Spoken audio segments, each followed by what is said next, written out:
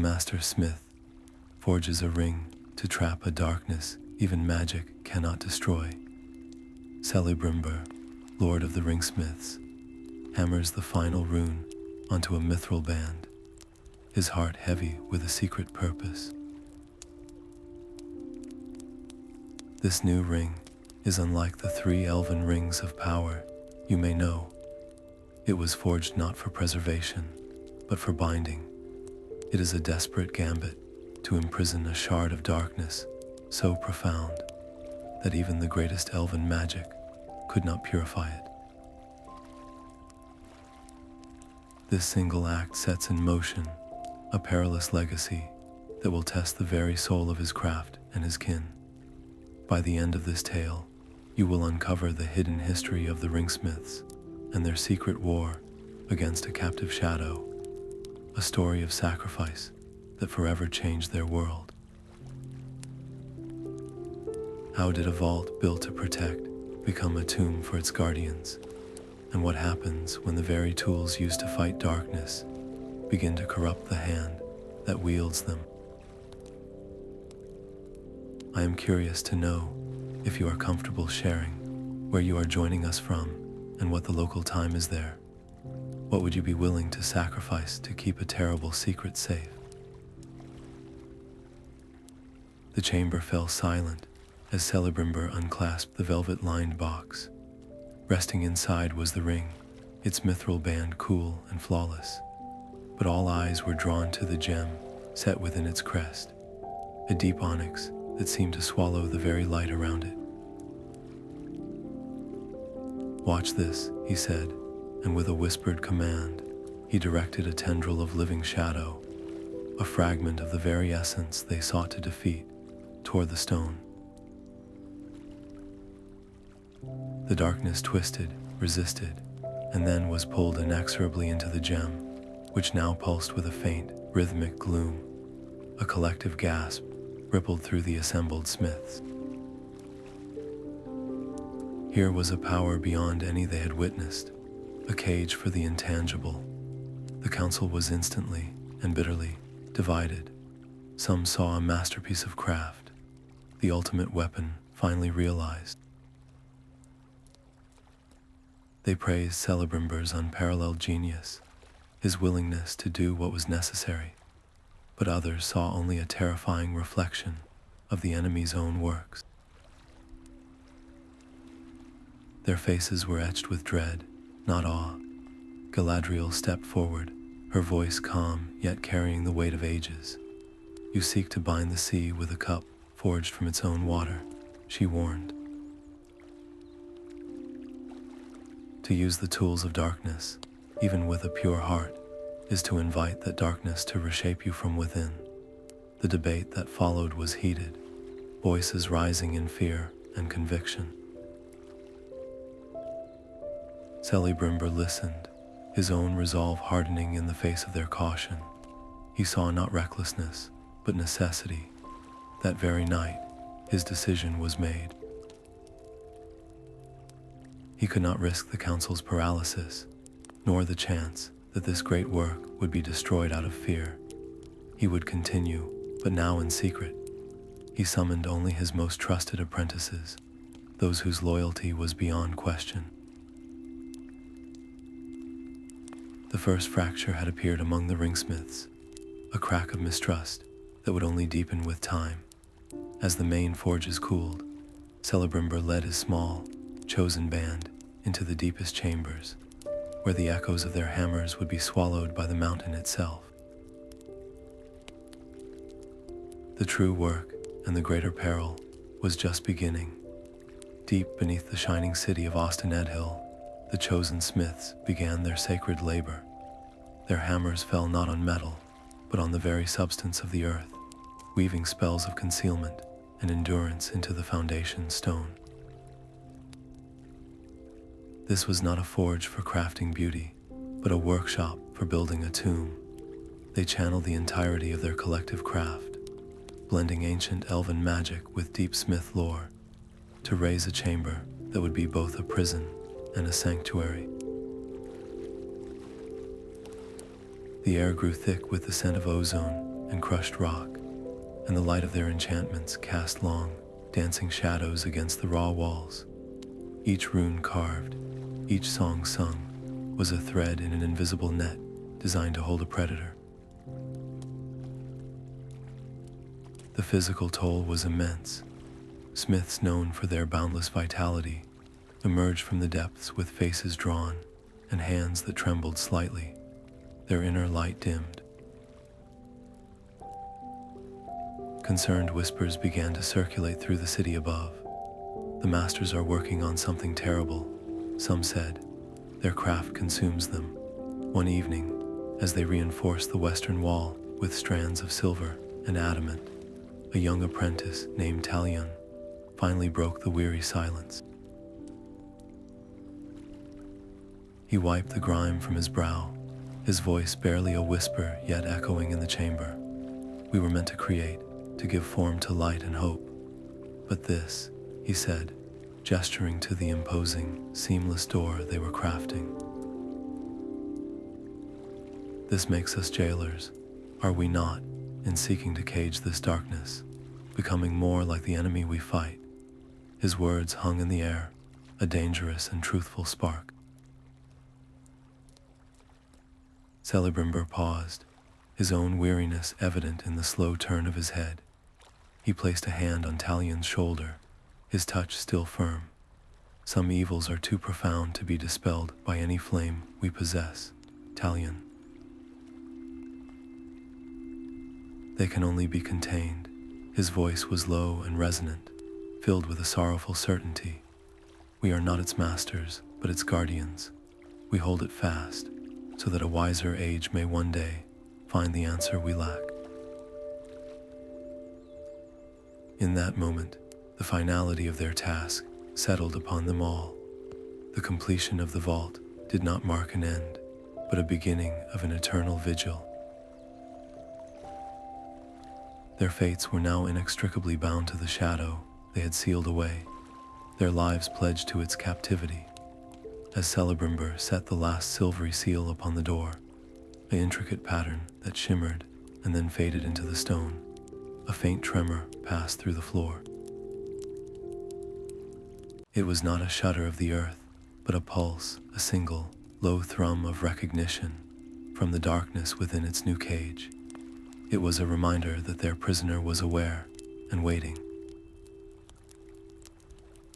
The silence that followed was heavier than before, filled not with accomplishment, but with the grim understanding of the vigilance now required of them, a watch that would demand everything. The silence of the vault was a living thing, a constant hum of contained power, but for one young novice, that hum was a siren's call.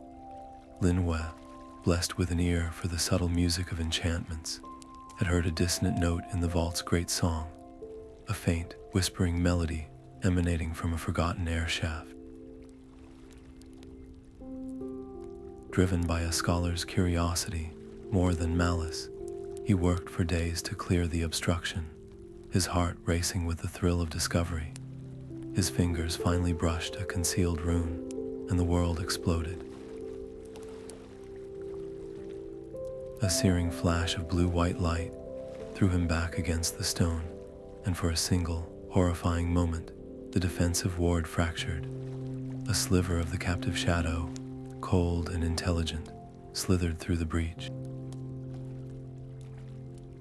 It did not strike with force, but with a voice, a thought that coiled directly into Linwe's mind, showing him visions of despair and offering secrets of power in exchange for a single, simple act of release. The novice's scream was not of pain, but of corruption. By the time Celebrimbor and the others arrived, the ward had partially resealed, but the damage was done. Linwe was found curled on the cold floor, his eyes wide and unseeing, muttering about stars going dark. The shadow's whisper had scorched his spirit, leaving a mental scar that no elven healing could fully erase. Celebrimbor's face was ashen as he channeled his own immense power, weaving new, more complex layers of protection over the weakened point. His hands, which had forged wonders, now trembled with the effort of repairing a catastrophe born of simple curiosity. This was the proof they had all feared. The vault was not a perfect prison. Its greatest vulnerability was not its stone or its spells, but the fallible beings who guarded it. A deep, chilling paranoia took root among the smiths after that day. Where once there was camaraderie, now there were sidelong glances and unspoken accusations. If a talented, well-meaning novice could nearly undo everything, who among them was truly safe from error or from temptation? The very air in their hidden workshops grew thick with suspicion. Celebrimbor looked upon his loyal followers and saw not fellow craftsmen, but potential vectors for the vault's undoing. His decision was swift and absolute. He gathered every smith who knew of the incident and imposed a solemn vow of silence, a magical oath that bound their tongues and sealed the event away as if it had never happened. The secret, already a heavy burden, was now locked within them, isolating each guardian in a private cage of knowledge. The near disaster made one truth terrifyingly clear. The security of the vault was only as strong as the will of its guardians. In the profound and heavy quiet that settled over the forges afterward, Celebrimbor took up a quill. He began to inscribe the entire, unvarnished truth into a ledger of mithril pages, a hidden record meant for a future he feared might never come. Every doubt, every flaw in the vault's design, and the terrible cost paid by Lyn were meticulously documented. It was an admission of his own fallibility, a desperate message in a bottle cast into the river of time, hoping that someone, someday, would be wiser than the Ringsmiths of Eregion. A shadow cannot be seen, only the absence of light. So it was in the shining city of Ost-in-Edhil, where a new kind of darkness began to spread, not from the depths, but from hushed conversations in sunlit courtyards. Whispers coiled through the streets like a foul mist. Have you heard? The Ringsmiths are no longer forging light. They have a shadow smith among them, one who traffics in powers best left alone. The source of these rumors was a mystery, a poison with no clear antidote. Where once the citizens looked upon Celebrimbor and his followers with reverence, now they offered only guarded glances and stiff, formal greetings. Invitations to feasts dwindled. Old allies found their paths suddenly diverted when a smith approached. The very people they had sworn to protect now saw them as a source of contagion, a secret cult hidden within their midst. This social exile was a wound deeper than any blade, for it struck at their honor. Celebrimbor felt this chill keenly. He watched as his most loyal apprentices, men and women who had dedicated their lives to creation, were now treated as pariahs in their own home. The unity of Eregion was fracturing, and the crack ran directly through his guild hall. His response was a masterstroke of misdirection. He gathered his smiths, and in the most public forum possible, announced a new age of crafting. He would pour his genius, he declared, into the completion and enhancement of the three great elven rings, the rings of power meant for preservation and protection. The forges of the main hall roared to life once more, not in secret, but for all to see. The air filled with the ringing of hammers on precious metals, and the scent of blooming Elanor as the smiths channeled pure, untainted magic. It was a brilliant performance, a spectacle of light, designed to blind all eyes to the dark work happening deep below. He was using their greatest public achievements as a shield for their most terrible secret. But a shield under constant assault will eventually splinter. Every suspicious glance, every withdrawn handshake, was another blow against their credibility. The Smiths' reputation, their most vital asset, was cracking, and as the noise of their public works echoed through the city, it did more than just reassure the fearful. It sent a beacon into the wider world, a signal of immense power and profound internal strife, a combination that could not help but draw the gaze of a far more patient and malevolent observer from the shadows of the East. The brilliant spectacle of their public forges could not mask the rot growing within.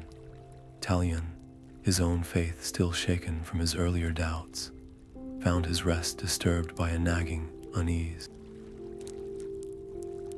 He began to notice one of the younger smiths, a gifted craftsman named Valandil, slipping away from the main halls at odd hours, his movements furtive and quick. One moonless night, driven by a dread he could not name, Talion followed. The path led away from the city's glow into a small, forgotten grove on the outskirts where the trees grew dense and whispering.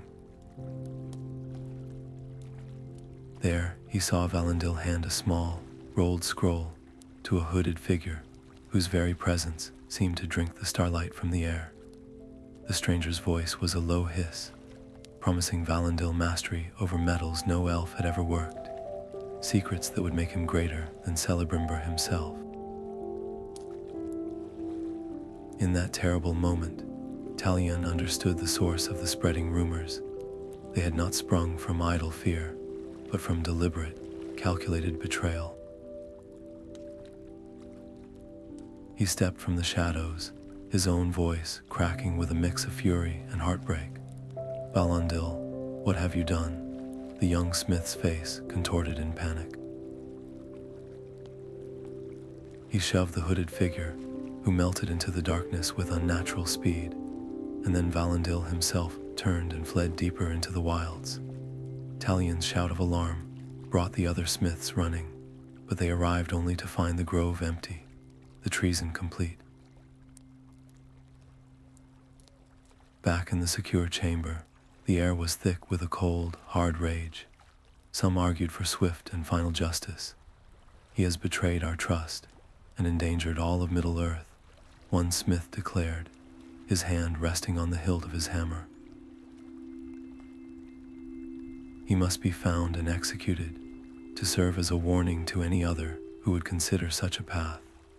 Others, their faces pale, spoke of imprisonment, of a lifetime spent in a lightless cell, forever separated from the craft he had defiled. But Celebrimbor's voice cut through the heated debate, calm and utterly terrifying in its resolve. "We will not become executioners in the dark," he stated. "We will capture him alive. His mind holds the only map to our enemy's knowledge. We must know what he has told them, and to whom." The order transformed them instantly from guarded craftsmen into desperate hunters. The security of the vault, once a matter of silent vigilance, now demanded active, dangerous pursuit. They gathered their cloaks and weapons, their hearts heavy with the grim truth. Their greatest secret was no longer entirely their own, and the shadow they had sought to bury was now reaching out with hands of flesh and blood. Their hunt for the traitor Valandil would lead them beyond the safe borders of Eregion, into the untamed wilds where the hooded figure had vanished, and where far darker forces were already gathering strength. The foothills of the misty mountains were a labyrinth of stone and shadow. Celebrimbor's small company moved like ghosts, their presence muffled not by stealth alone, but by the very craft they sought to protect. Each smith, carried a small, polished stone, a crafted token that bent the light around them and swallowed the sound of their footsteps. It was a desperate application of their art, turning the tools of creation into instruments of pursuit. For 3 days they tracked Valandil, following the faint trail of his fear and the lingering taint of the hooded figure's presence. The silence among them was heavy, each lost in thoughts of the betrayal that had driven them from their forges into this desolate landscape. Hope that they could retrieve their secrets and redeem their fallen brother began to curdle into a cold dread. They found him in a narrow gorge where the sun rarely reached. Valandil was slumped against a boulder, his eyes wide with a final, frozen surprise.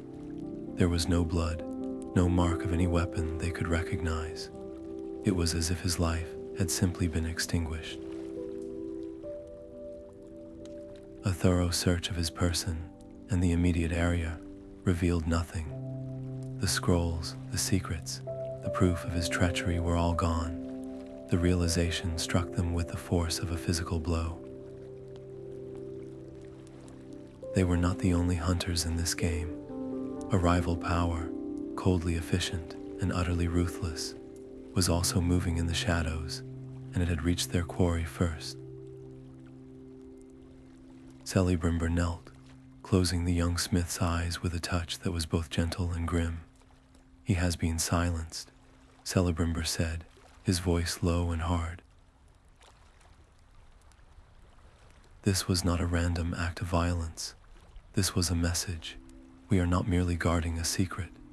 We are in a war, and our enemy has just revealed their hand. The smiths looked at one another, the isolation of their vigil shattering into a new, more terrifying reality.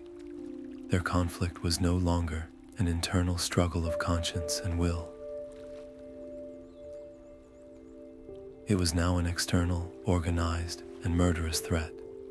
There was no time for mourning, no luxury for further pursuit. Celebrimbor stood, his decision made. We return to Eregion now. We must assume they have learned what Valandil knew. The vault is no longer a hidden tomb. It is a fortress that must be prepared for a siege. Their journey back was a grim, silent race against an unseen clock. The crafted tokens felt like feeble defenses now, their power insignificant against a foe who killed without a trace. And when the familiar spires of Ost-in-Edhil finally came into view, they found a city already holding its breath. A palpable tension hung in the air, a nervous energy that made the lanterns seem to flicker with unease. The citizens did not greet them as returning heroes, but watched them pass with wary, knowing eyes. It was as if the very stones of the city sensed the approaching storm, a gathering darkness that their desperate hunt had failed to outrun. The very stones of Ost-in-Edhil became their canvas for a grand and desperate deception.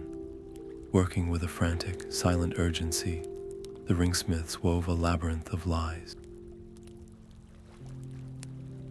They carved false runes into public fountains, their glow promising power, but leading to empty cisterns.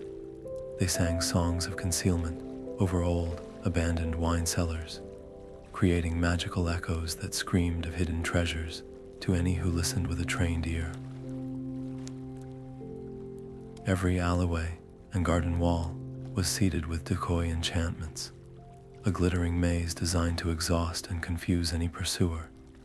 The city itself was turned into a shield, its beauty weaponized to hide its deepest, darkest wound. This constant, intricate work came at a terrible cost.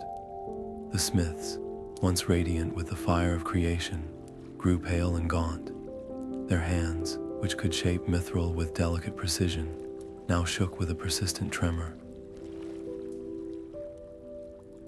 The light in their eyes dimmed as they poured their essential energy, their very fair, into this endless web of falsehoods. They were burning their own spirits as fuel for the illusion.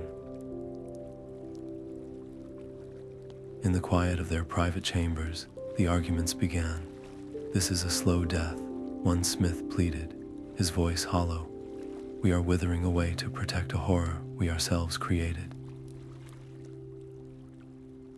Would it not be better to dismantle the vault, to scatter its darkness to the winds, and let fate decide?"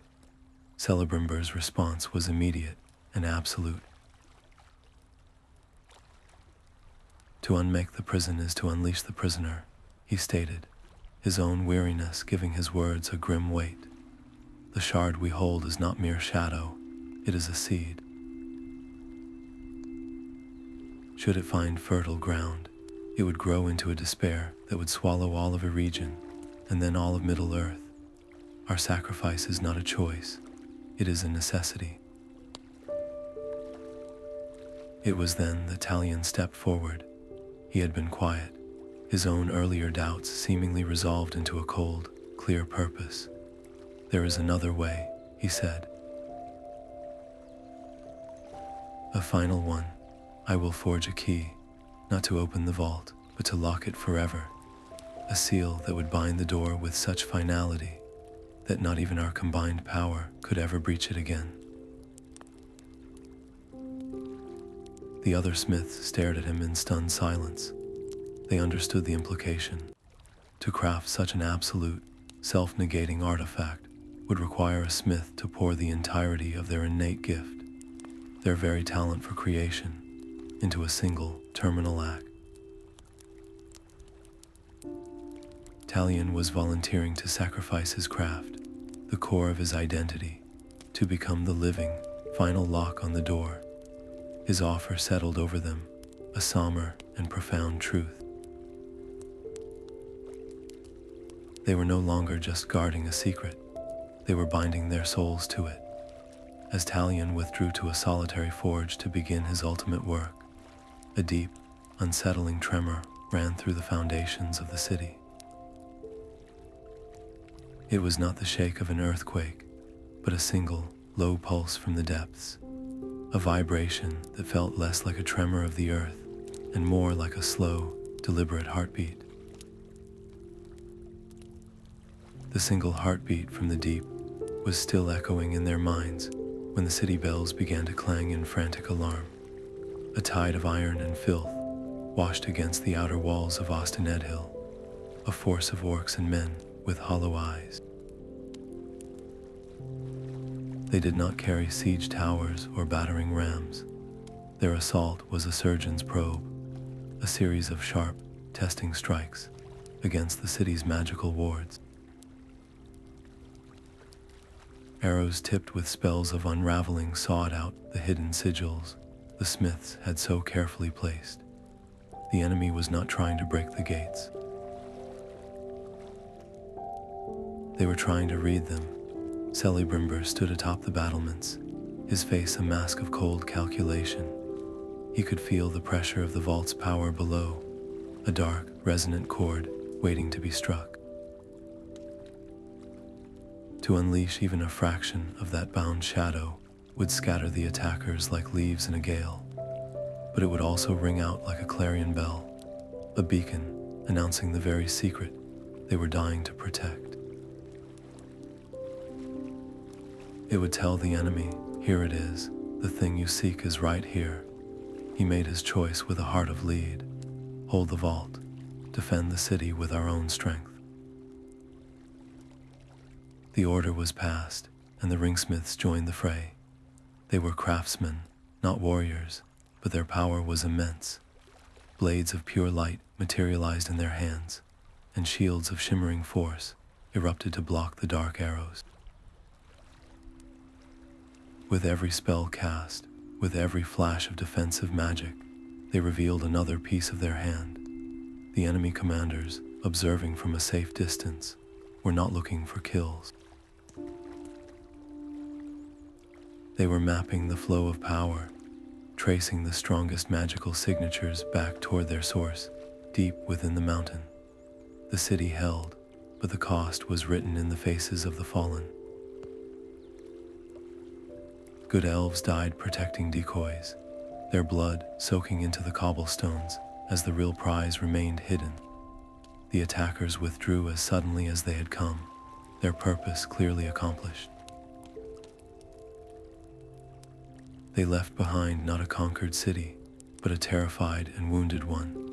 Celebrimbor walked among the dead, his hands stained with the soot of battle, not the soot of the forge.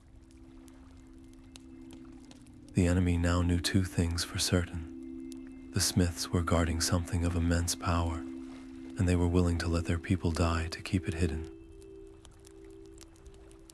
This was not a defeat in battle. It was a strategic revelation. In the grim quiet of the aftermath, Celebrimbor looked out at the darkening horizon. The final assault was no longer a possibility. It was an inevitability, and it was coming soon. Morinor saw only a city bleeding for a secret. He watched the healers tending the wounded and saw the fear in the eyes of children, and a terrible conviction took root in his heart. He believed Celebrimbor's rigid secrecy was a death sentence for Eregion. In the deepest hours of the night, he used his own crafting hammer to etch a message onto a sliver of obsidian, a proposal to the enemy commander. He offered not surrender, but a transaction. He would grant them a single, supervised glimpse into the vault's nature, a controlled release of its theoretical secrets, in exchange for the complete and permanent withdrawal of their forces. He truly believed he was buying their salvation with a measured compromise, but the moment the enchanted stone left his hand, passing through a crack in the city's outer wall, Celebrimbor felt the tremor in the web of spells he had woven. He intercepted the obsidian shard not 100 paces from where it landed, and the cold truth of its message struck him with the force of a physical blow. He confronted Morinor, not in some shadowy corner, but in the heart of the main forge, amidst the anvils and bellows that had once been the cradle of their shared dreams. The air, already thick with heat, now crackled with a far more dangerous energy. "I did it to save us," Morinor pleaded, his hands raised, not in attack, but in desperate reason. "You would let us all perish for your pride, for a principle that will mean nothing when this city is ash." Celebrimbor's face was a grim mask of sorrow and rage. "You would hand them the key to our annihilation and call it peace," he replied, his voice low and terrible. "You have traded our one advantage for a liar's promise." The duel that followed was not one of swords, but of wills made manifest. Morinor, backed into a corner, summoned ribbons of molten metal from the forge pits, whipping them toward his former lord. Celebrimbor did not move. He simply held up a hand, and the glowing streams froze in midair, hardening into brittle, useless sculptures before shattering on the stone floor. He then wove the very heat from the air around Morinor, encasing him in a prison of solidified, shimmering coolness, a cage of absolute stillness. The other smiths, drawn by the commotion, watched in horrified silence. They saw not a victory, but a tragedy. Brother had turned against brother. The trust that was the foundation of their order now lay in fragments on the forge floor. Some looked upon Morinor with pity, understanding the desperate love for their city that had driven his betrayal. Others looked at him with pure hatred, seeing only a weakness that could have doomed them all. The code of the Ringsmiths, however, was clear. They were creators, not executioners. Celebrimbor, his own heart, a battleground of conflicting duties, ordered Morinor taken to a lightless cell deep within the mountain, his tools confiscated, his craft revoked. It was a living death for a smith, but it was a mercy. Yet as the heavy door sealed shut, Celebrimbor stood alone in the sudden quiet. He had upheld their law, but at what cost? Had his own unbending will created the desperation that spawned this betrayal? In trying to shield his people from one darkness, had he simply forced it to grow in the heart of a friend? The certainty that had guided him for centuries now felt like a fragile thing, and for the first time, he feared the enemy outside the walls far less than the enemy his own choices were creating within. The siege did not begin with a roar, but with a slow, creeping dread. First came the war drums, a heartbeat of malice echoing from the hills, and then the sky itself seemed to curdle as dark sorcery unraveled the elegant wards protecting Eregion's outer districts. Sauron's full force was a tide of disciplined ruin, and they did not waste their strength on the residential quarters. Their siege engines, constructs of black iron and screaming spirits, focused a relentless barrage on the forges. Each impact was not just an explosion of stone and fire, but a calculated strike against the very heart of the Ringsmiths' power. The outer workshops, where mithril had once gleamed under the craftsmen's hammers, were the first to fall, their magical defenses crumbling under waves of corrosive enchantments. The city's militia fought with desperate courage, but they were being systematically pushed back, street by burning street, toward the mountain's roots. The Ringsmiths were no longer just guardians of a secret. They had become the final barrier standing between the enemy and the vault. Celebrimbor stood at the center of the storm, his mind divided into two desperate fronts. On one, he coordinated the city's faltering defense, his voice ringing out with commands that bolstered crumbling lines and reinforced shattered gates. On the other, a quieter, more terrible war was being fought. He could feel the probing tendrils of the enemy's sorcery, ethereal fingers of shadow and inquiry, slithering through the city's foundations, searching for the resonant frequency of the vault's captive power. Every defensive spell he and his smiths cast was a double-edged sword. A shield of light to block a fiery projectile would also, for a fleeting moment, illuminate the magical pathways leading directly to their hidden chamber. He was fighting a battle of perception, using their public magic to create a blinding glare, hoping to hide the single, dark star burning at the city's core. It was a gamble they were losing. With the outer forges in enemy hands, he made the only decision left. He pulled Talion and a handful of others from the front lines, their faces etched with the grime of battle. "Your task is greater than holding a wall," Celebrimbor told them, his voice low and urgent. "You must empty the vault. Take every artifact, every scroll, every fragment of research related to the shadow, and move them to the fallback chamber."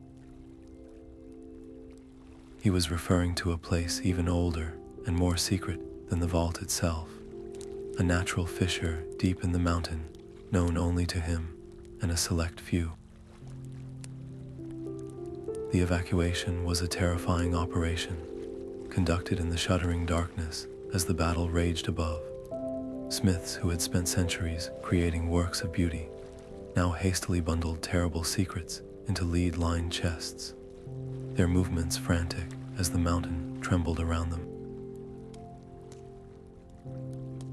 The survival of Eregion and the containment of the shadow were now one and the same. If the city fell, the enemy would eventually find the vault. But if the shadow was lost or, worse, captured, then the fall of the city would be merely the first chapter in a much longer, darker tale of domination. The fate of all they held dear was being weighed in those frantic moments. measured against the thud of battering rams and the screams of the dying from the streets above. Just as the last chest was sealed and hauled into the deeper darkness of the escape tunnel, a final, cataclysmic boom echoed down from the world above, followed by a wave of heat and the triumphant cries of orcs. The enemy had shattered the inner walls, the desperate race was lost, and the final defense of the Ringsmiths was about to begin. The hammer fell for the last time, not with a ringing clang, but with a final, dull thud that seemed to absorb all sound from the small, solitary forge. Talion had completed the key, a deceptively simple band of unadorned iron that radiated an aura of absolute finality. There was no ceremony, no grand incantation. He simply held the key in his palm and willed its purpose into being. A searing white light erupted from the metal, not outward, but inward, flowing up his arm and into his very core. He did not scream, but a profound stillness overtook him, as if a great, roaring river within him had suddenly run dry. The connection was severed. The intuitive understanding of metal and fire, the song of the craft that had been the rhythm of his life, was gone. He looked at his own hands, the calloused tools of a master smith, and they were just hands. He had become the living lock, his own spirit, the final, unbreakable ward on the vault door. Celebrimbor watched, his own heart a battlefield of pride and a crushing, paternal grief. He saw not a triumphant guardian, but the ghost of the brilliant artist Talion would never become. The sacrifice was absolute, a loss more profound than death. The vault was now safer than it had ever been. Its security fused to a living soul, but the price was a future extinguished. Talion met his gaze, his eyes clear and eerily peaceful. "It is done," he said, his voice calm and certain. "The chain is now complete. The darkness is bound not just by stone and spell, but by a will that will never break. This is my craft now." With the vault secured by this ultimate sacrifice, Celebrimbor turned away from the depths, his resolve hardening into something cold and sharp. He had no more apprentices to lose, no more pieces of his heart to give. All that remained was the forge, and the final, desperate stand he would make there. The entrance to the deep forges became a crucible of light and fury. Celebrimbor and his few remaining smiths stood shoulder to shoulder, their hands raised not in crafting, but in a final, desperate act of defiance. From their rings of power and the very core of their being, they wove a barrier of pure, searing light, a wall of incandescent will that filled the stone corridor. The first wave of orcs to round the corner simply vaporized, their forms dissolving into ash before the shrieks could leave their throats. But the assault was relentless.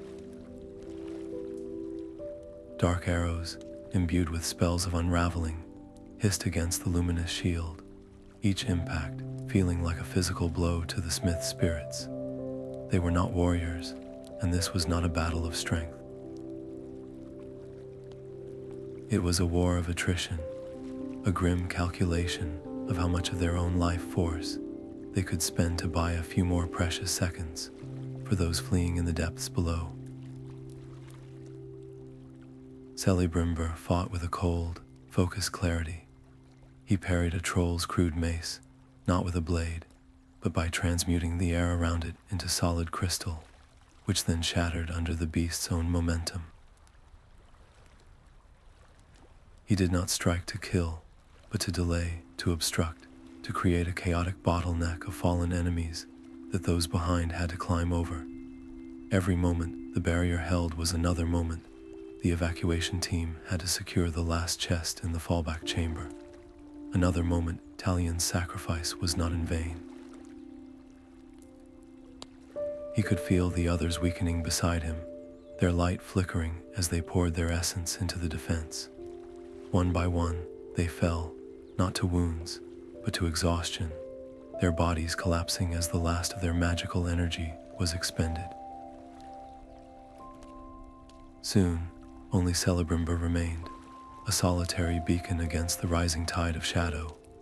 He knew the end was here. With a final, wrenching effort, he channeled all the power he had left, not at the enemy, but at the massive stone archway of the forge entrance itself. A deafening crack echoed through the mountain as the lintel and pillars fractured, and with a roar of collapsing stone, the entire passage was sealed shut, burying the attacking forces and entombing the fallen smiths in a mountain of rubble.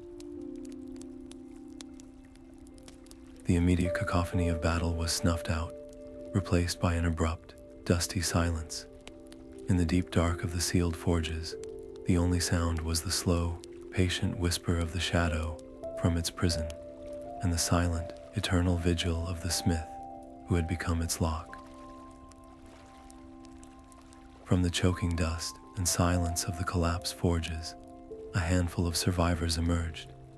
They were not heroes returning from victory, but ghosts fleeing a tomb. With them, they carried only what they could haul through the deepest escape tunnels, lead-lined chests containing splintered knowledge and a few untainted, lesser artifacts. The great works of the Ringsmiths, the masterpieces of light and song, were lost, either buried under Eregion's ruin or carried off as plunder by the enemy. Their once proud community was shattered, its heart extinguished, its members now scattered to the winds like embers from a dying fire. In a hidden glade, far from the smoke of their home, the last few gathered for a final, sorrowful council. The debate was brief and heavy with grief. Some argued for finding a new refuge, a secret place to rebuild their order and continue their craft in hiding. But others, their eyes hollow with the memory of betrayal and the cost of their secrecy, spoke with a terrible finality. To rebuild is to risk it all happening again, one weary smith said, his voice barely a whisper. Our greatest creation became our curse. Perhaps our only duty now is to ensure that the knowledge of the vault dies with us. The weight of that choice settled upon them. They had witnessed how the pursuit of power, even with the noblest intent, could unravel into catastrophe. In the end, they made a vow not to each other, but to the memory of those who had fallen. They would never again forge in the open. They would not seek to restore their glory. Each would become a hidden guardian, carrying their fragment of the truth into the wider world, a silent sentinel against the day that shadow might stir again. One traveled to the gray havens of the elves, another sought the deep, silent forests, and a third vanished into the mortal lands of men. Their paths diverged forever, but their purpose was unified. The legacy of the vault and the terrible price paid to secure it now rested entirely on the wisdom and silence of a scattered few. They carried the burden of Celebrimbor's secret into the long twilight of the world, their lives a testament to a war that history would never record. Time became a forgotten language in the silent dark. For Talion, centuries were not years but a single, unending moment of pressure, a psychic siege against the walls of his mind. The shadow did not rage or scream, it whispered. It offered him the memory of sunlight on his face, the feel of cool water, the simple joy of shaping metal with his own hands, all in exchange for a single moment of relinquished will. His physical form, anchored to the stone door by ancient enchantments, was little more than a husk, a statue draped in dust, sustained only by the relentless engine of his vow. The temptation to simply let go was a constant, gnawing presence. To end the vigil, to allow himself the peace of true death, was a siren's call more powerful than any promise of power. Each time the allure grew strong, he would reach into the one memory it could not tarnish, the sight of Celebrimbor's grief-stricken pride as he accepted his fate. That trust was the anchor in the storm, the unbreakable chain that held him fast. The security of all things now rested on the fraying thread of one spirit's endurance, a thread worn thinner with every passing age. Outside, kingdoms rose and fell, forests reclaimed plains, and the great war of the Ringsmiths faded into myth, then into forgotten legend. But deep in the roots of the world, the watch persisted, a solitary heartbeat holding back the tide of an eternal night. Far to the east, in the golden woods of Lothlorien, a tremor passed through the air that had nothing to do with the wind. Galadriel stood beside her silver basin, her hand pausing over the water. A familiar chill, an echo of a dread she had hoped was buried with Eregion, had brushed against her awareness. It was faint, a single discordant note in the great music of the world, but it was unmistakable. She gazed into the mirror, and its waters, which usually showed things that were, or that might yet be, clouded with a vision of profound and endless solitude. She saw not a face, but the feeling of a vigil, a will stretched so thin it was nearly translucent, holding fast against a whispering, patient dark. In that moment, she knew. Talion endured, and the vault still stood. The danger had not been unmade, only contained, and the cost of that containment was a torment beyond any battlefield. A cold knot tightened in her heart. The immediate, desperate urge was to gather her power and march east, to shatter the mountain and free the smith from his eternal prison. But such an act would be a clarion call. It would announce to every dark thing in Middle-earth the location and nature of the very secret Celebrimbor had died to protect. Her intervention could be the very key that unlocked the disaster. Her choice was a terrible one, a balance between mercy and strategic necessity. She would not intervene. She would trust in Talion's sacrifice, a trust that felt like a betrayal of the very compassion that defined her rule. Instead, she turned her attention inward, to the ring of adamant upon her own hand, Nenya.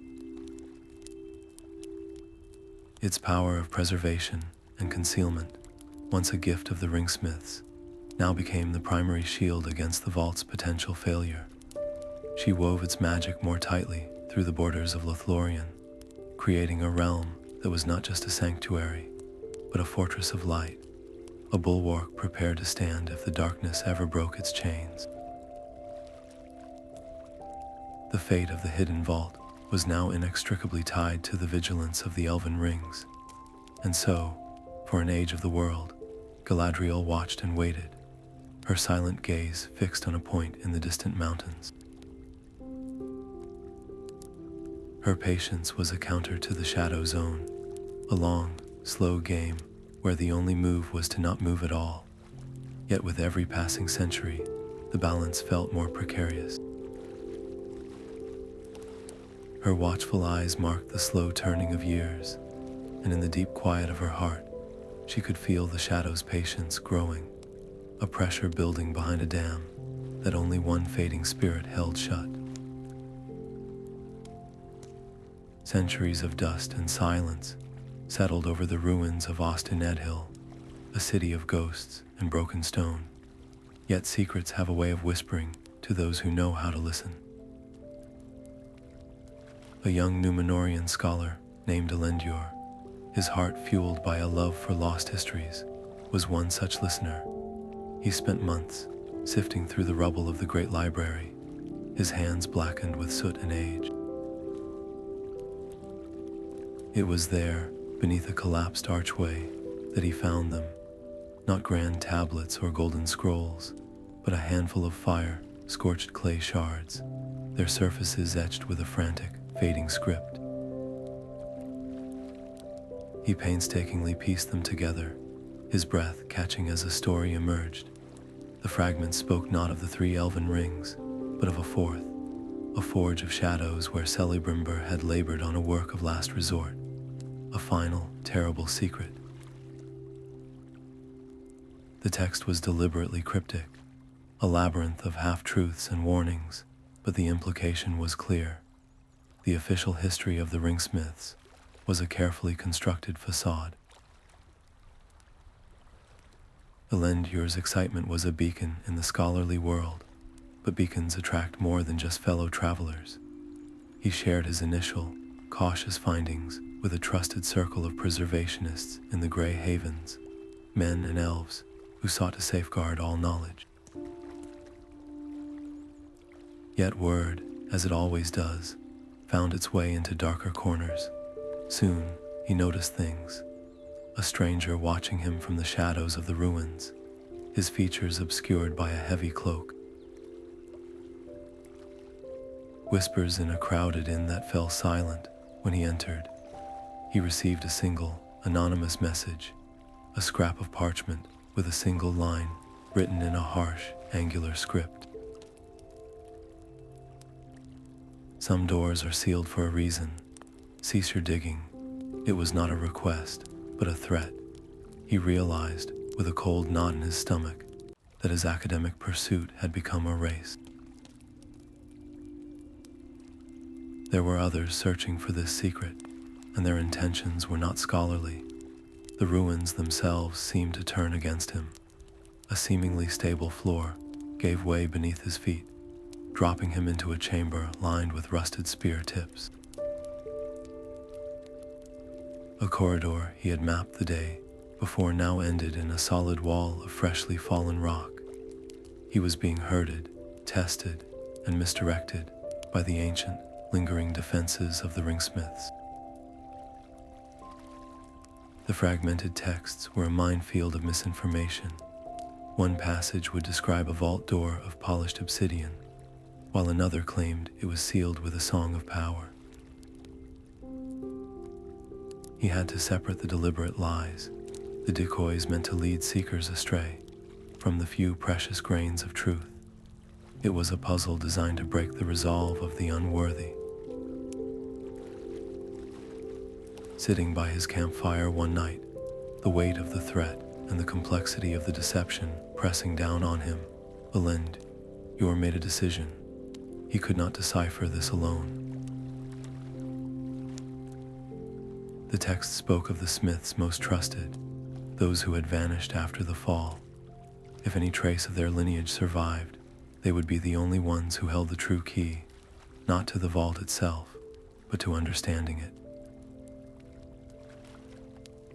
He would abandon the dead stones of Ost-in-Edhil and seek the living. He would find the last known descendants of the Ringsmiths, if any still walked the earth. It was a desperate gamble, a search for whispers in the wind, but it was the only path that felt true. The stakes of his quest were no longer academic. If he, a mere scholar, could uncover this much, then the agents of the shadow hunting him were likely even closer. His well-intentioned curiosity was now a potential key in the wrong hands, one that could unlock a horror the world had fought desperately to forget. An unprepared heart, driven by ambition or a desire for power, would shatter against the truth of the vault, unleashing what Talion had sacrificed everything to contain. With this sobering realization guiding him, Elendil gathered his few belongings and turned his back on the ruins. His new quest led him away from the familiar roads, toward the most isolated and reclusive regions of Middle-earth, following the faintest of trails to a people who had guarded their silence for an age of the world. The hidden settlement was not a city of stone, but a community woven into the very fabric of an ancient forest. Elend found it only because he was meant to, guided by a series of subtle carvings on living trees that led him to a clearing where a dozen figures waited in silence. They were the Descendants, their eyes holding the same weary light he had seen in the statues of Ost-in-Edhil. Their leader, a stern elf named Valandil, stepped forward. "You have followed a path of ghosts, scholar," he said, his voice like the rustle of dry leaves. "But to walk among us, you must prove the quality of your spirit." The trials were not tests of strength, but of essence. Elend was given a lump of raw, uncooperative iron and a cold forge, told to coax a single, pure note from it, with only his will and a simple hammer. For 3 days he worked, his hands blistering, his mind emptying of all but the feel of the metal. He was not trying to shape a sword, but a truth, a resonance that would reveal his intentions. When the note finally rang out, clear and high in the forest silence, it was a sound of honesty, not power. He had passed, but his reward was not celebration, but revelation. Valandil led him to a secluded grove and showed him, not through words, but through a shared vision drawn from their ancestral memories. He felt Talion's eternal solitude, the ceaseless whisper of the shadow, and the true, horrifying purpose of the vault. It was not a treasure chest, but a cage for a sentient cancer, a fragment of darkness that learned and adapted, that fed on hope and twisted it into despair. The official histories spoke of a weapon. The truth was far worse. It was a patient, intelligent parasite. The debate among the descendants that night was fierce and sorrowful. Some argued that Elendure, now burdened with this terrible knowledge, was a liability that could not be allowed to leave. The ancient vow demanded his silence permanently. His death would be a mercy compared to the risk he now posed. Others, their faces etched with the same grim resolve as their forebears, saw a changing world. "The shadows are stirring again," Valandil declared, his gaze fixed on Elendure. "Our vigil has held for an age, but a guard who never changes his post may miss the enemy approaching from a new direction. This scholar, with his pure note and his untainted curiosity, may be the key to a solution our ancestors never envisioned. I will guide him." The decision sent a shock through the community. It was the first crack in their foundational vow, a break in a silence that had lasted for millennia.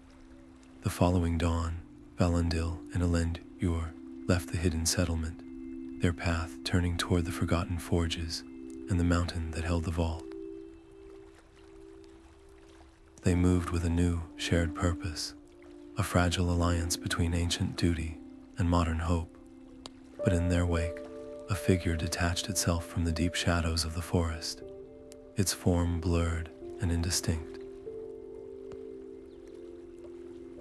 It had watched the trials, heard the debate, and now it followed, a patient hunter drawn by the scent of a secret, finally, after thousands of years, on the move. The mountain itself seemed to recoil as they drew closer. Birds fell from the sky in silent, spiraling fits, and a pack of wolves they encountered did not howl, but instead tore at each other with a frothing, mindless rage.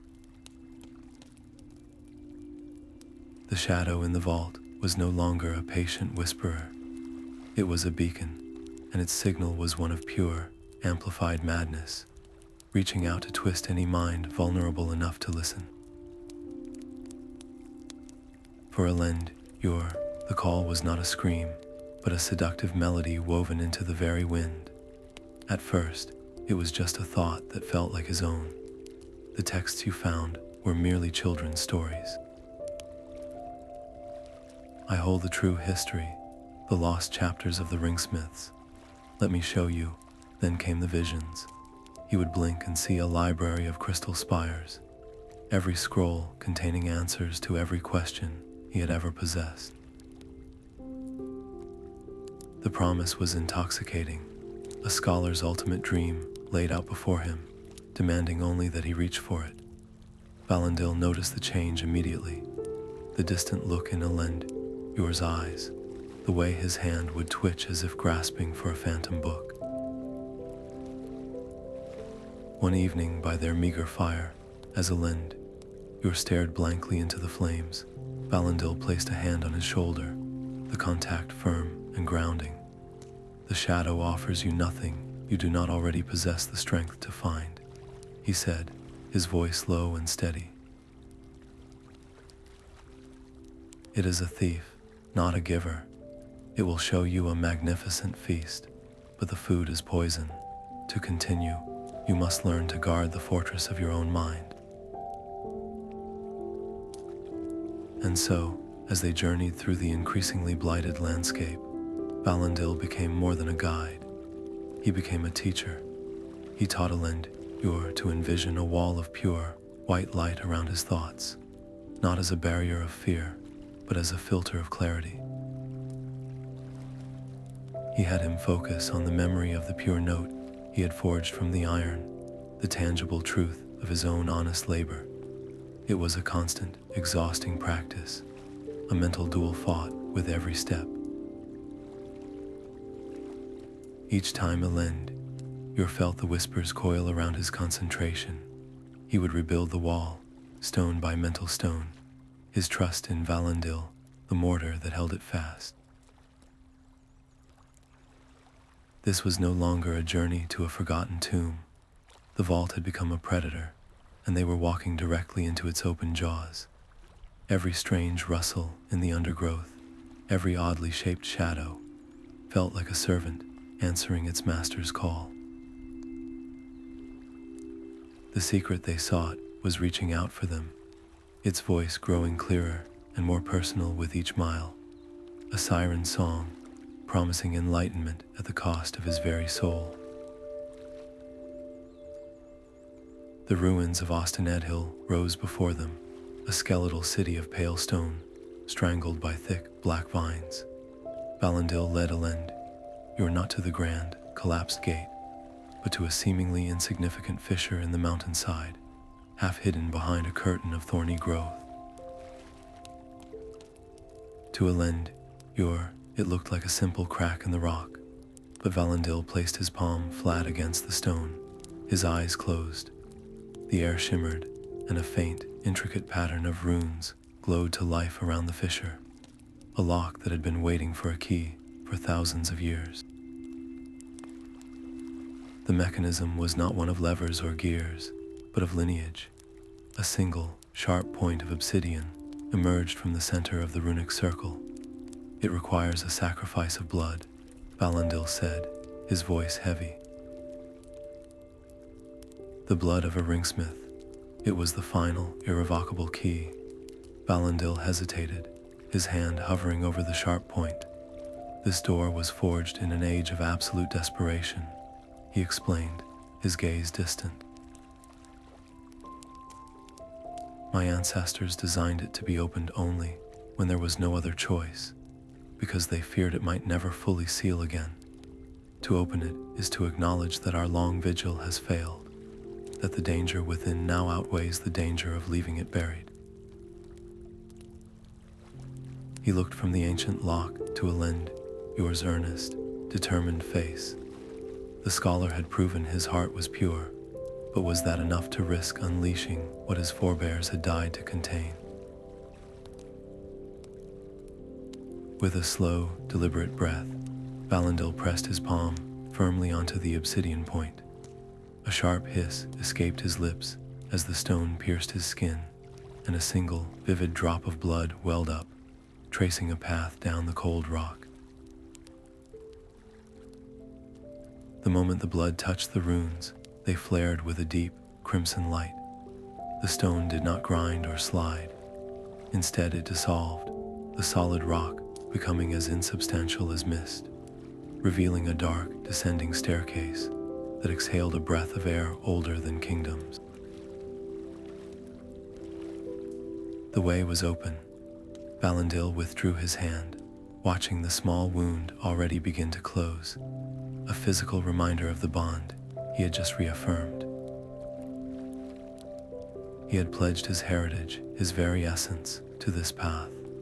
The first door was open, but he knew it was merely the outer gate. The true test, the will of the guardian and the whispers of the prisoner, lay in the deep dark below. As they took their first steps onto the ancient stairs, the air grew thick and cold, carrying the scent of dust and ozone. It was not merely the weight of stone above them that pressed down, but the accumulated weight of centuries of silence and sacrifice.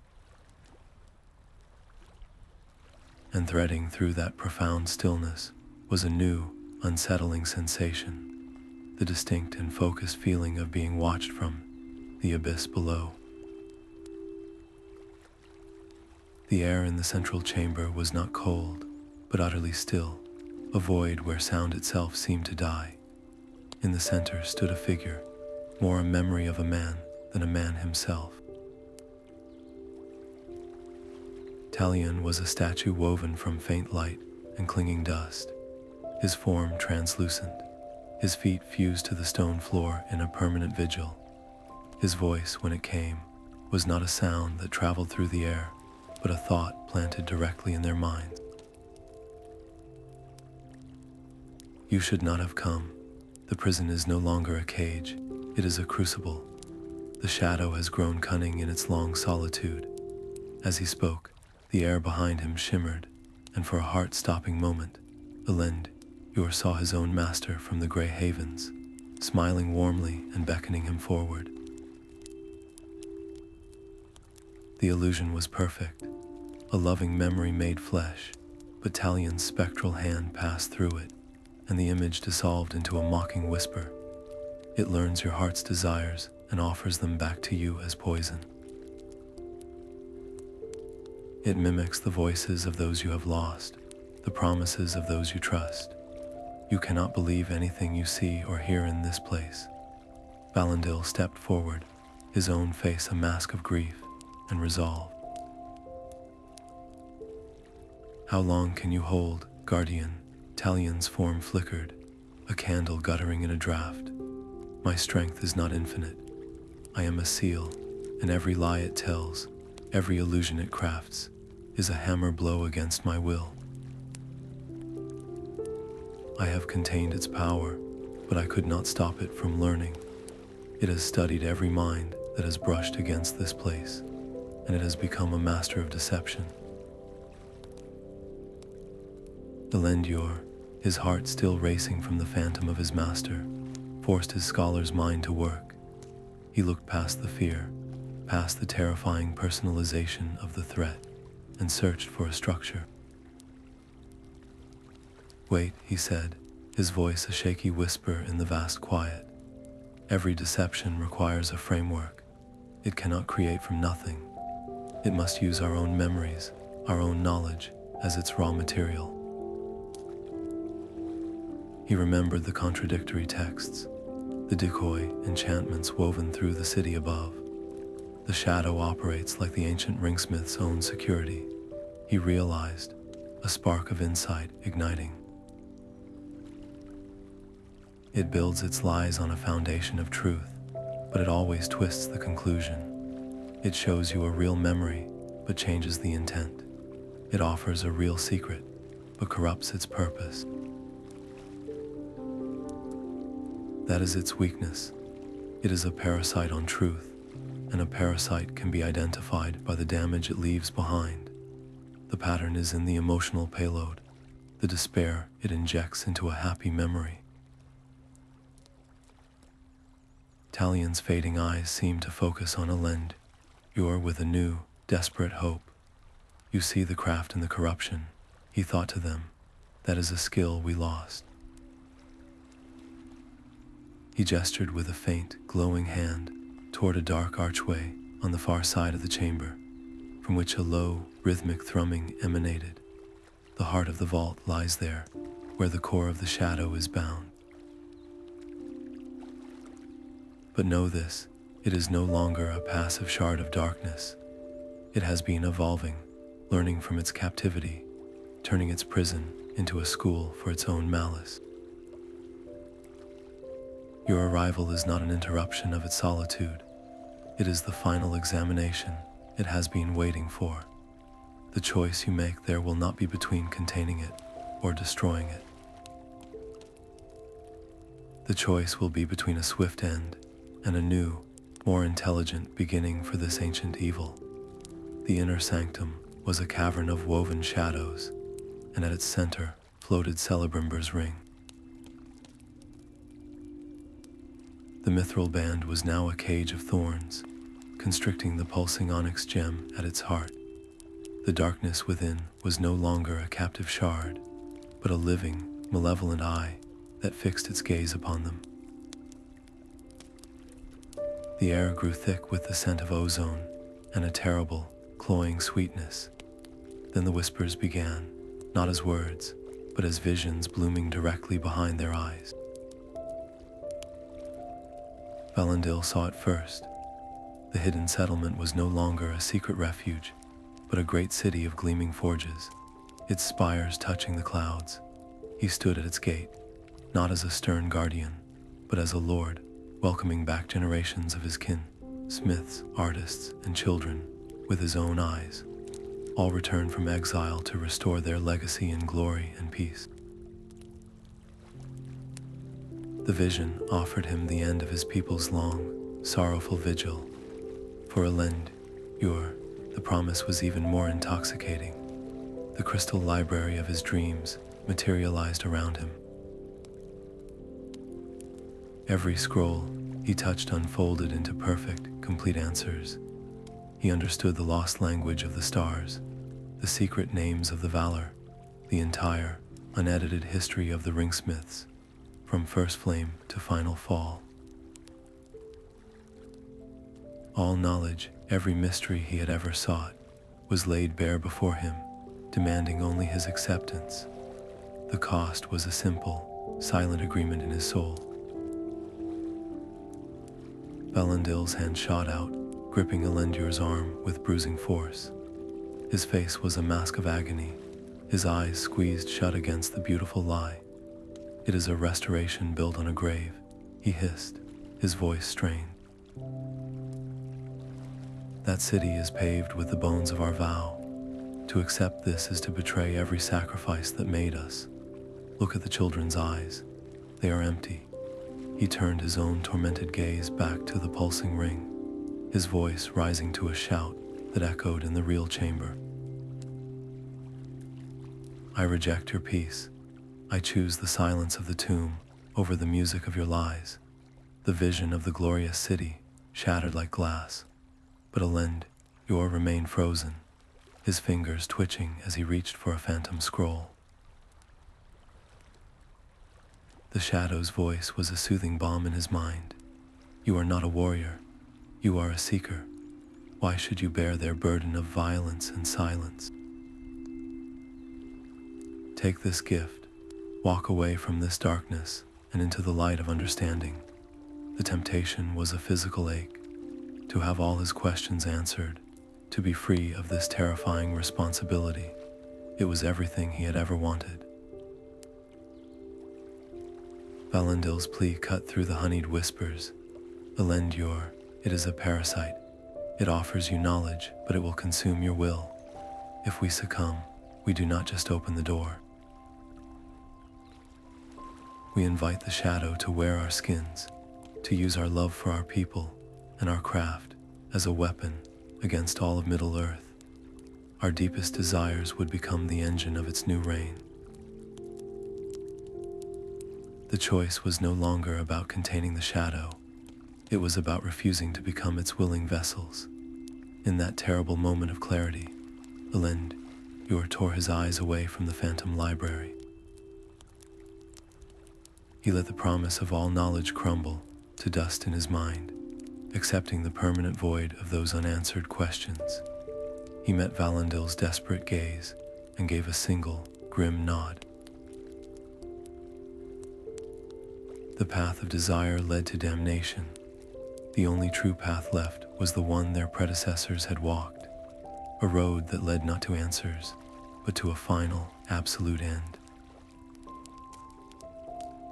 Talion's spectral form began to pulse with a faint, silvery light, a final summoning of his will.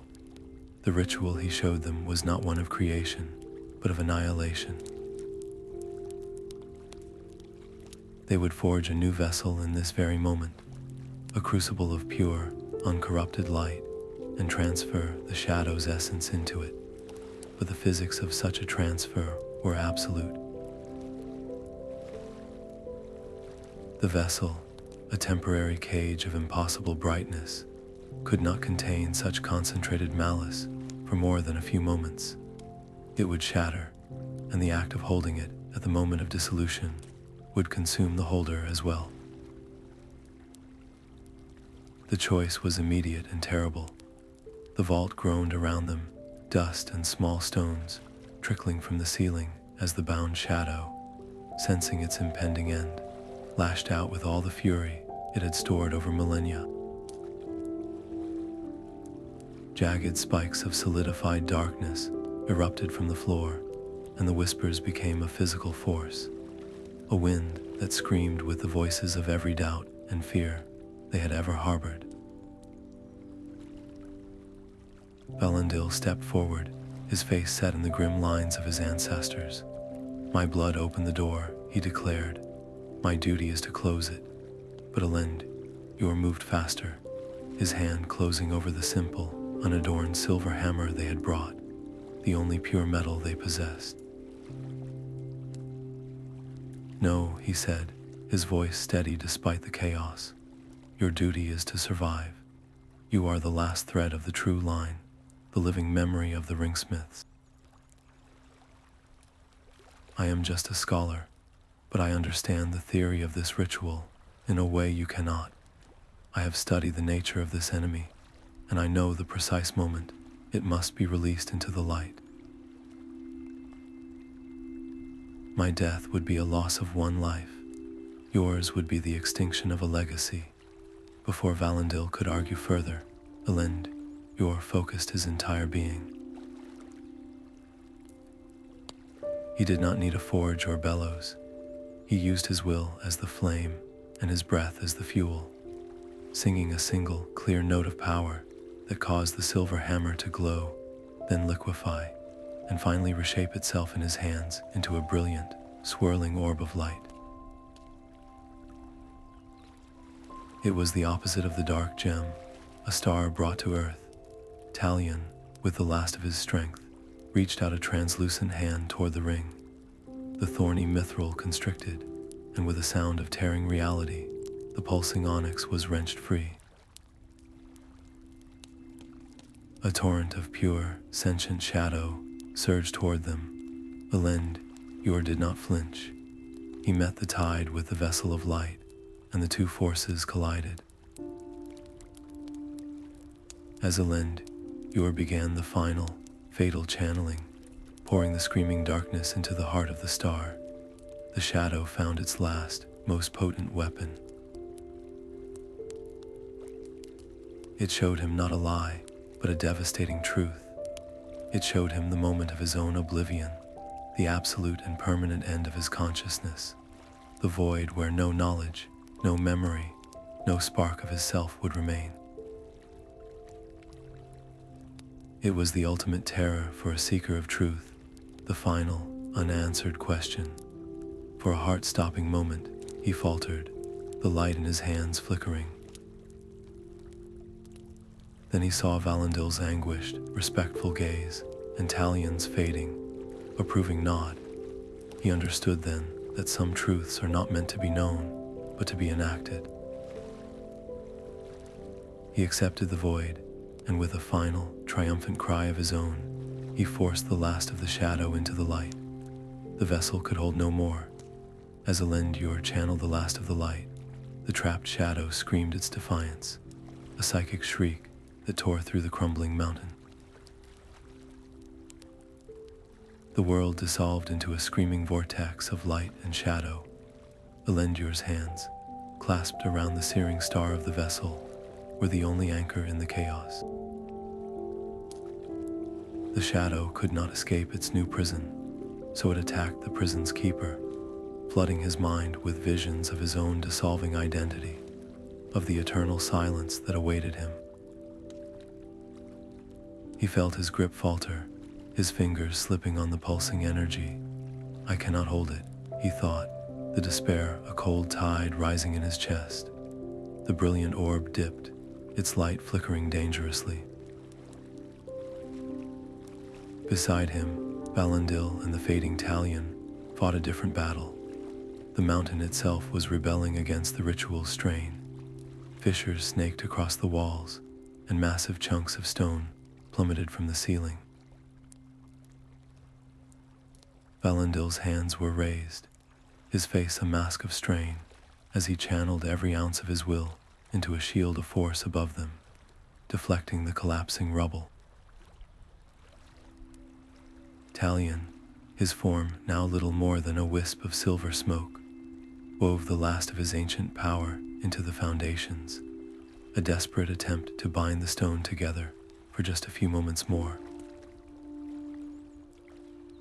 They were a tripod, each leg essential, and Elendure was on the verge of breaking. Valandil saw him waver, saw the light guttering in his hands. He understood in that terrible instant that encouragement was not enough. Elendure needed strength, a power he did not possess. The only source was the legacy Valandil carried in his very blood. There was no time for hesitation, no time for goodbye. With a final look at the spectral Talion, a silent exchange of understanding between the first and last guardian, Valandil made his choice. He tore his focus from the collapsing ceiling and placed both hands on Elendure's shoulders. He did not speak, but instead poured the entirety of his birthright into the scholar, the accumulated power of the Ringsmiths' lineage flowing out of him and into Elendure. It was not a gift, but a transfusion of purpose. Valandil felt the connection sever, the ancient song of the forge in his heart, falling silent forever. He collapsed to his knees, now just a man, his great heritage spent. But in Elendure, the effect was instantaneous. The scholar's back straightened, his hands steadied. The shadow's whispers were drowned out by a new, resonant chorus in his mind, the echoes of 1,000 hammers, the memory of Celebrimbor's resolve, the silent endurance of Talion, and the final, selfless gift of Valandil. He was no longer just a scholar. He was the vessel for their collective will. The shadow, sensing its last chance slipping away, unleashed a final, desperate assault, not on Elendure, but on the world outside. It broadcast a wave of pure corruption through the weakening rock, a psychic plague that would poison the land for leagues, twisting forest and stream into a realm of nightmare. This was the new stakes, a blight that would spread even if they perished here. It was now or never, with a final, deafening cry that was part Elendure and part the ghost of every smith who had died for this secret. He forced his will through the vessel. The transfer completed in a single, silent flash. The screaming shadow was gone, fully imprisoned within the star. For one perfect, terrible moment, there was absolute silence and absolute light. Then the vessel, its purpose fulfilled, shattered. The light did not explode, it imploded.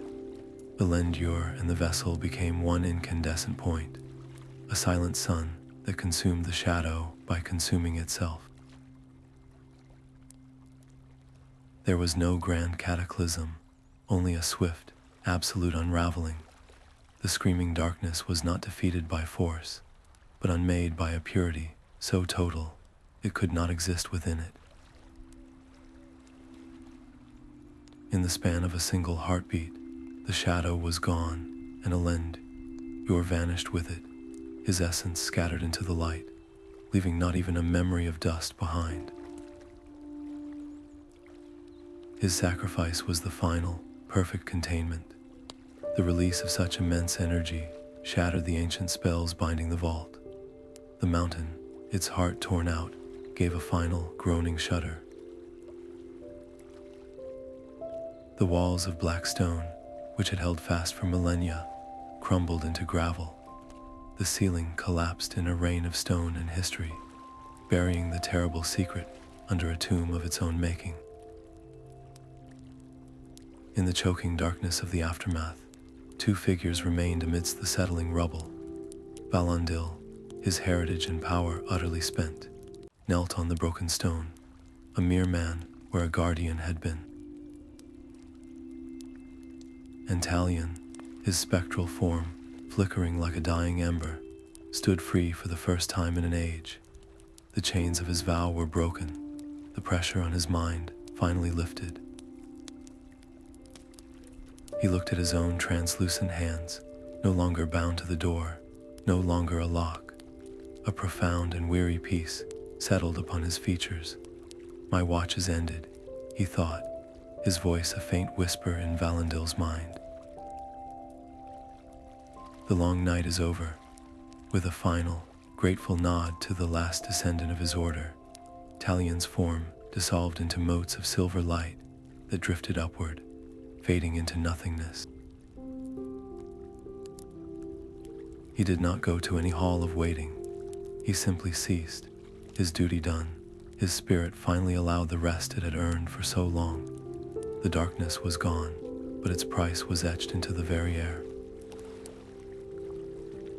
The knowledge of how to fight such a foe, the terrible wisdom bought with Celebrimbor's secrecy and Talion's eternity, was lost with Elendure. The victory was absolute, but it was also a forgetting. Valandil climbed slowly to his feet, the only living soul to know the full cost.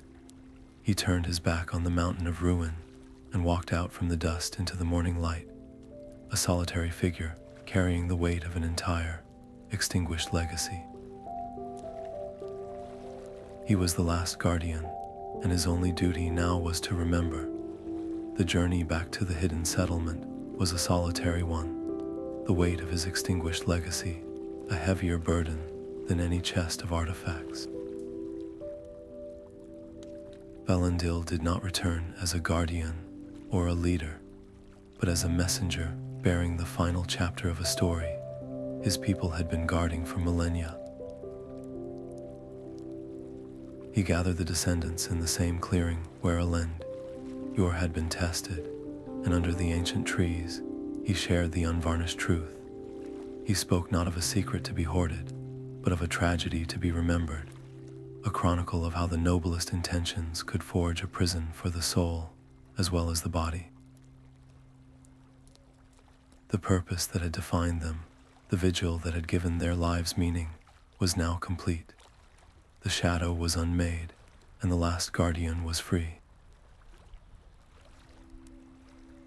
A profound silence followed his words, not of grief, but of release.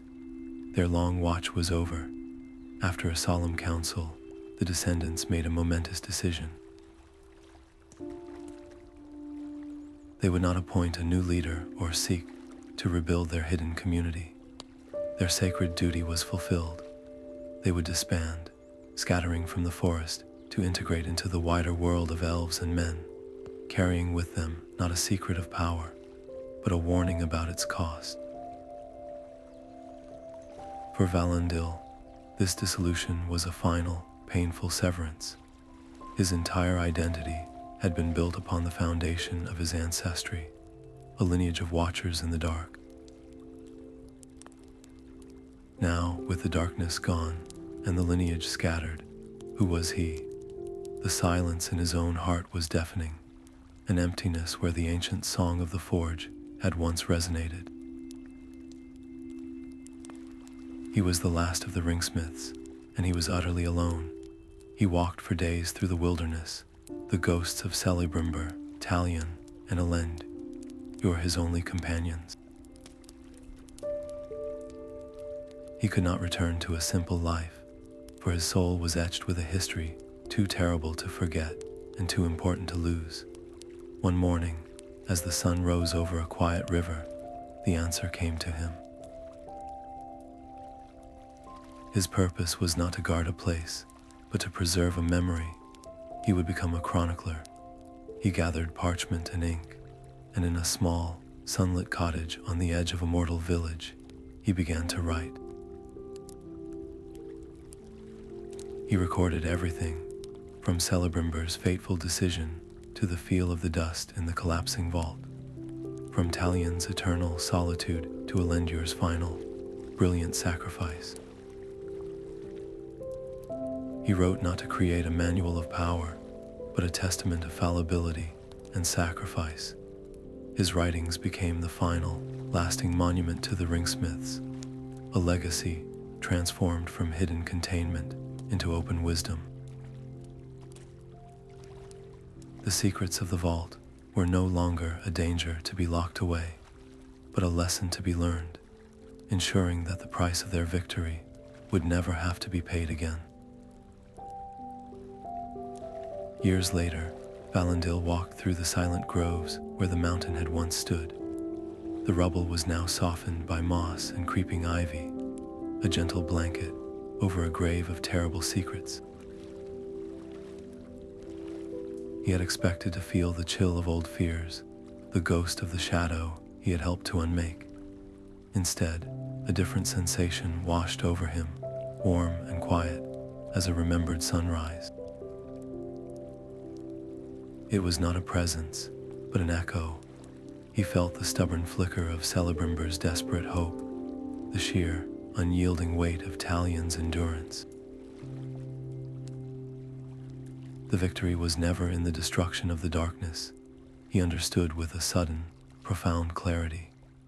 The true triumph was etched into the very air, a permanent record of the courage that darkness had, against its own will, inspired. He now lived in a world that slept peacefully under stars it did not know had been paid for, with centuries of solitude and a scholar's final breath. This was his quiet challenge, to walk in the sunlight of a peace he could never fully share, burdened by a gratitude for sacrifices no one else remembered. He knelt, his hand resting on a cool, moss-covered stone. "I will not merely remember," he vowed silently. "I will live a life worthy of your silence." His purpose shifted within him, no longer about guarding against the past, but about building for the future. He would foster creation, not containment. He would plant gardens where vaults had been, and offer guidance where once he would have offered only a warning. The story was no longer a secret to be kept, but a compass for his soul, its lessons guiding his every choice forward. As he turned from the hallowed ground, a single, clear star pierced the twilight canopy, an elven star shining where the mountain peak had been. It was a silent tribute, a spark of enduring light in the vast and peaceful dark. The light did not burn, it unmade, as Elendur's consciousness frayed under the shadow's final, frantic assault. His last thoughts were not of fear, but of connection. He felt the echo of Celebrimbor's first, secret hammer stroke, the blow that had set this long tragedy in motion. He felt the endless, grinding pressure of Talion's Vigil, a weight that had shaped the very stone around them. And he felt the profound trust in Valandil's gaze, a faith that had transferred an entire lineage's purpose onto his shoulders. In that final, crystalline moment, he understood the true nature of their craft. It was not about forging objects of power, but about forging chains of responsibility, links of sacrifice that stretched across the ages. The Shadow's scream was a lie that promised eternity, but Elendor chose a different truth. He did not fight the consuming light. He opened his soul to it, a cry of release that was less a sound and more a final, willing surrender. His own essence became the final ingredient, the pure, uncorrupted will that allowed the vessel to achieve its purpose. The darkness was not shattered by a greater force.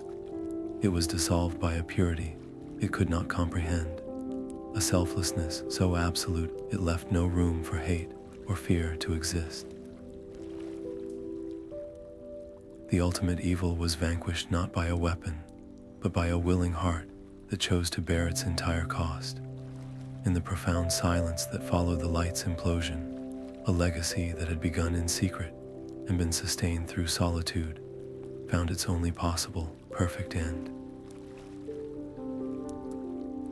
Standing under the starlight, Valandil carried a silence that was no longer a burden, but a testament.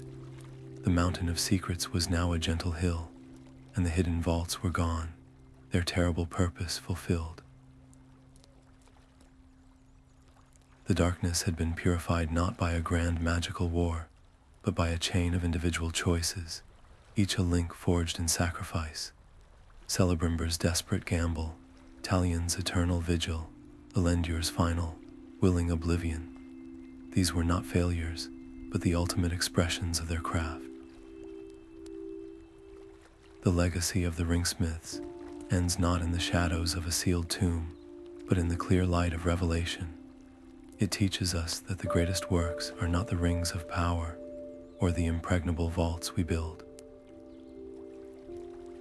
The most profound craft is the resilience of the human spirit, the stubborn, quiet choice to reach for the light when the shadows press closest. Their story, once a closely guarded secret, now whispers a timeless hope to all who create in dark times. It reminds us that our creations do not define our legacy. The courage and sacrifice we pour into them is what truly endures, a quiet echo of light against the vast and patient dark.